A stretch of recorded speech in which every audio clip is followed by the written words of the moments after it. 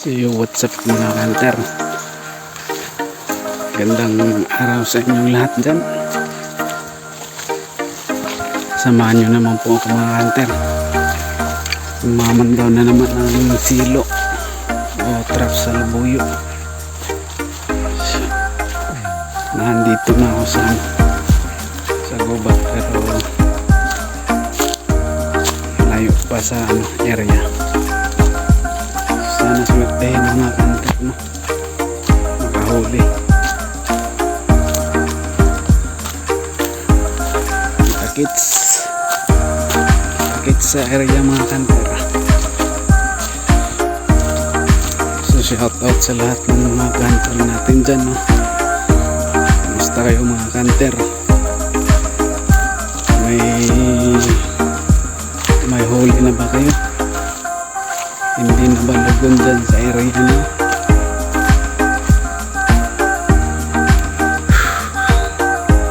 Pahinga mo na mga kanter konti kasi grabing init. Hingal. Shout out sa lahat ng mga kanter natin dyan, no? Sa mga mahilig sa labuyo. Shout out po sa inyong lahat. Kita-kits sa area mga kanter. Grabing hingal.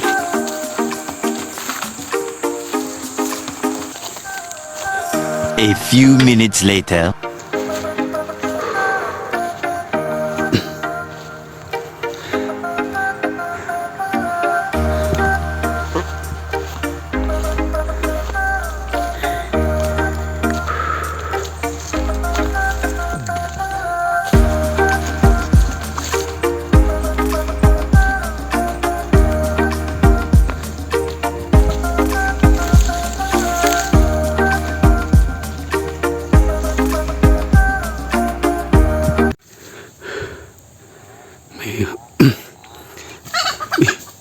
May huli kanter, may huli. May huli. May huli. Lalaki. Uy, lalaki.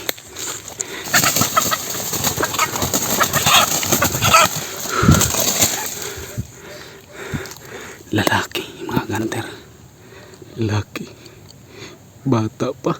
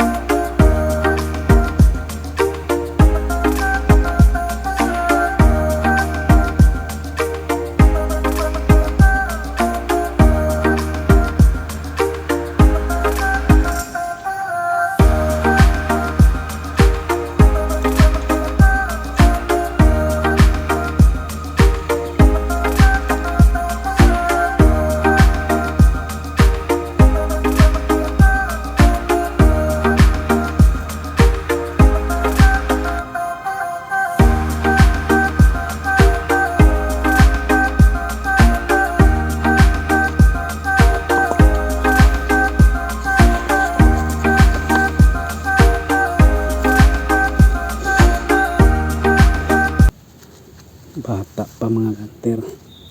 Batang bata.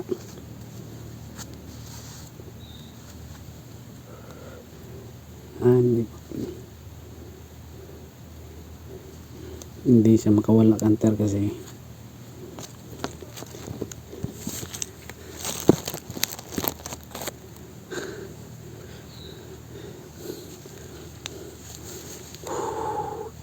hindi siya makawala kanter kasi ano, sa paa talaga, sa may bandang tuhod,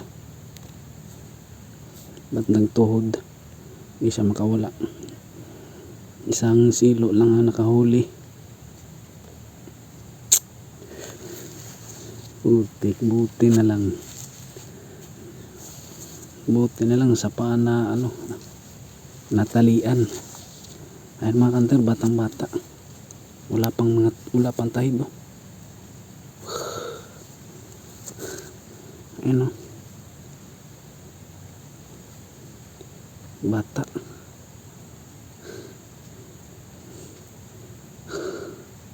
Kapatid siguro to nung isa kong nahuli, yung una. 3 bata na yung nahuli ko sa area na to mga kanter.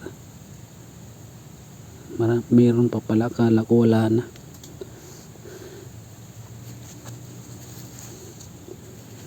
Swerte. Batang bata pa mga kanter. Another na naman. Thank you, inang kalikasan. Batang bata.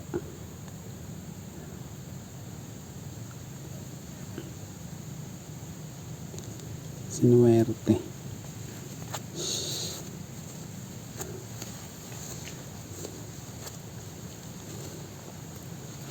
Grabing init. So yun, kahuli mga kanter. Swerte, batang bata na naman wala pang tide. Sa aayusin ko muna to kanter. Kasi nasira yung wrap ko. Ayusin ko muna. So yun, tapos ko nang nabalik ko na yung mga silo ko mga kanter. So ito na yung nahuli ko. Nilagay ko muna siya dito kasi marami pang marami pa akong papandawin doon sa taas. So ito na siya, ito na mga kanter, mga silo ko. Yan.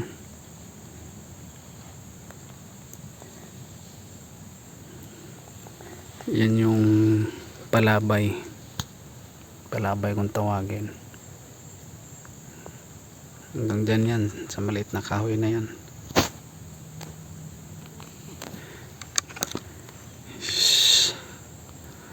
Buti na lang, tanghali pa naman ako nakapandaw na.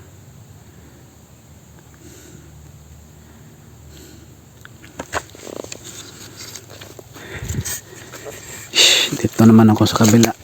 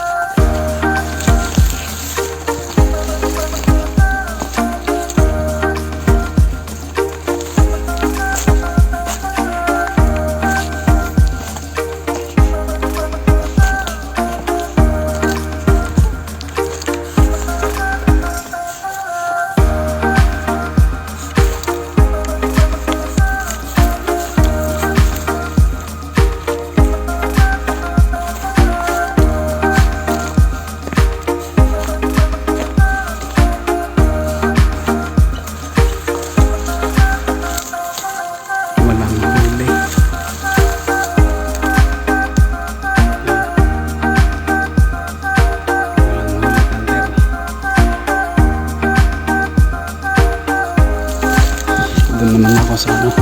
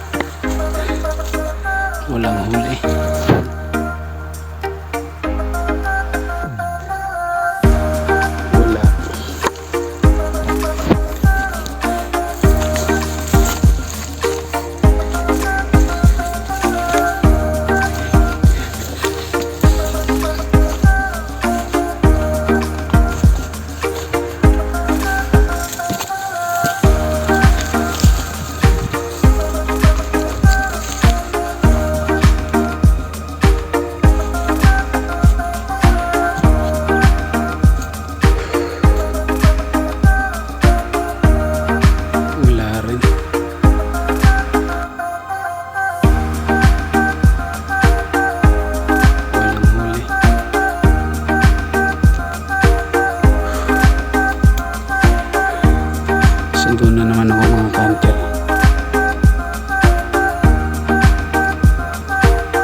May 4 doon. Doon sa area 4. Pero parang may tao doon banda. May nagpuputol ng kahoy.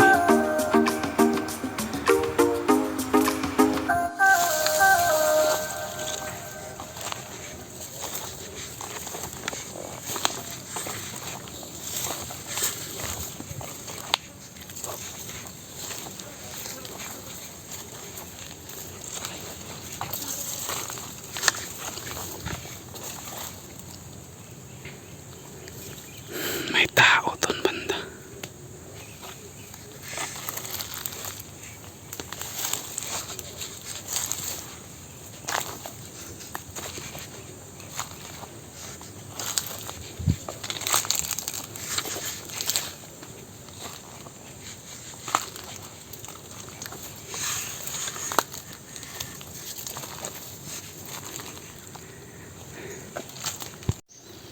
So yun. Isa lang yung huli mga kanter. Pero ayos lang. Ayos lang.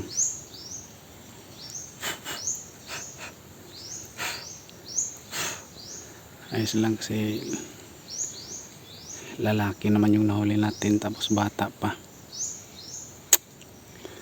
Yung 3 hindi ko pa napuntahan mga kanter kasi may tao kumuha ng kahoy, nagpuputol ng kahoy.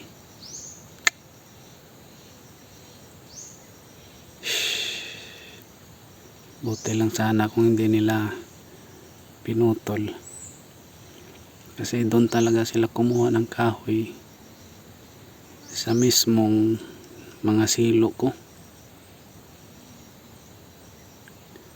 Walang problema kung umigkas lang, wag lang yung pinagpuputol. Taga sa amin lang din, mga kapitbahay.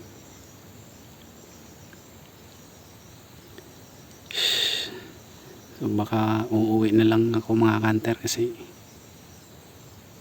kung may huli yon malamang kinuha na nila. Pero tingin ko wala, nabulabog yung area doon. So yun lang mga kanter.